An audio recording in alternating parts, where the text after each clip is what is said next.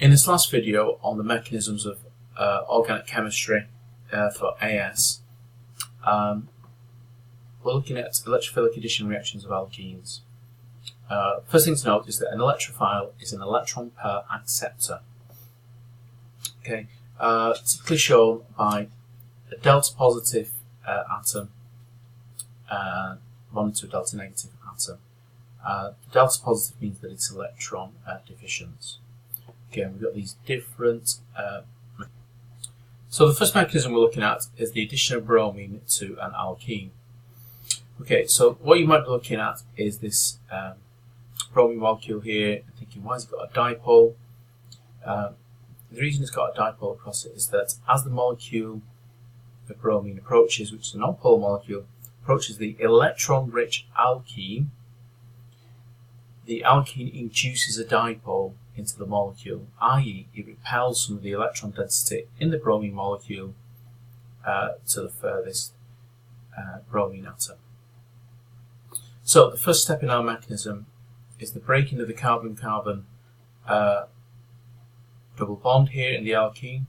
The pi bond is the weak bond, and that attacks the bromine, which is electron deficient. That simultaneously, so at the same time, it breaks the bromine-bromine bond, and the blue bromine atom here takes the orange bromine's electron, so it becomes a negatively charged ion. We are left then with this carbocation intermediate.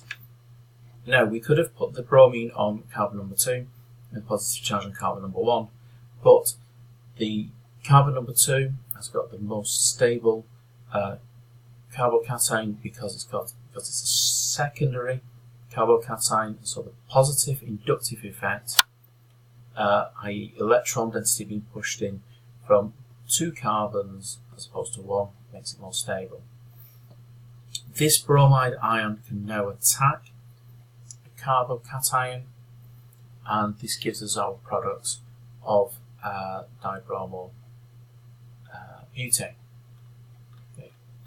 If the reaction had gone via the minor pathway, we would have ended up with this primary carbocation, which only has 1 carbon atom to feed it any electron density. Okay, so that's that mechanism done. This mechanism now is the addition of hydrogen bromide. It could be applied to hydrogen chloride, hydrogen iodide equally. So this molecule is now polar because of the polar hydrogen-bromine bond.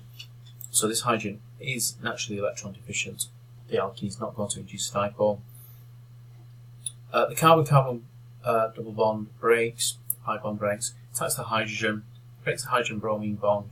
Bromine takes hydrogen's electron with it, give it the bromide ion, its negative charge. This time our carbocation intermediate, it doesn't matter which carbon we attach the hydrogen to because it is a symmetrical molecule. And then finally the bromide attacks the carbon with a positive charge to make 1-bromoethane.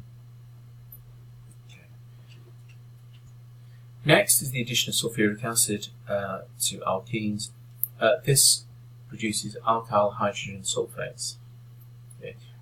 These can be useful because these can be hydrolyzed to alcohols, and so in this overall 2-step sequence we can see that in actual fact sulfuric acid is a catalyst because it's regenerated at the end. The mechanism, it follows the same principles. So we've got our polar bond, and now this time our polar bond is the hydrogen-oxygen bond. Don't be fooled by the formula of sulfuric acid, which is H2SO4. The hydrogens are both attached to oxygen atoms, but we don't need to display the sulfuric acid molecule. Just having it like this is suffice. So carbon-carbon bond breaks, it attacks the hydrogen, which is electron deficient. The electrons go to the electron-rich oxygen, giving it a negative charge, the lone pair of electrons. Again, we've started off with symmetrical ethene, so it doesn't matter which carbon the hydrogen's gone on. Obviously, you would have to look in your case whether you could put a positive charge on a secondary or a tertiary carbon. And then the final step is the lone pair of electrons from the oxygen attacks the carbon with a positive charge. This forms ethyl hydrogen sulfate. Okay. The last mechanism we're going to look at also is for the formation of alcohols. Okay, so this final mechanism is for the industrial production of ethanol. It's called direct hydration. This is a slightly different mechanism in that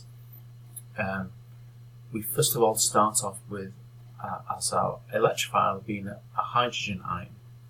So the hydrogen ion has come from our catalyst, which is phosphoric acid, and the carbon-carbon double bond breaks to form a carbocation intermediate. Now here, our carbocation intermediate is not being attacked by a negative ion, an anion.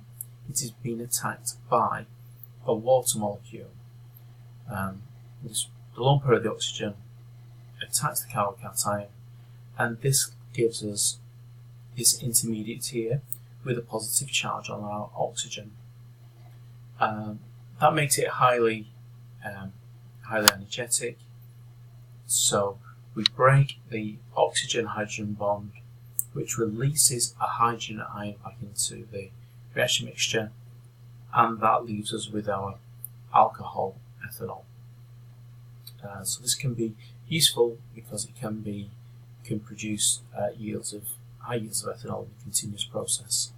The downside is that it requires high temperatures and moderate pressures to affect the reaction. So there's a higher energy demand than, say, fermentation. Okay, so that brings us to the end of all of our mechanisms. So thank you for watching.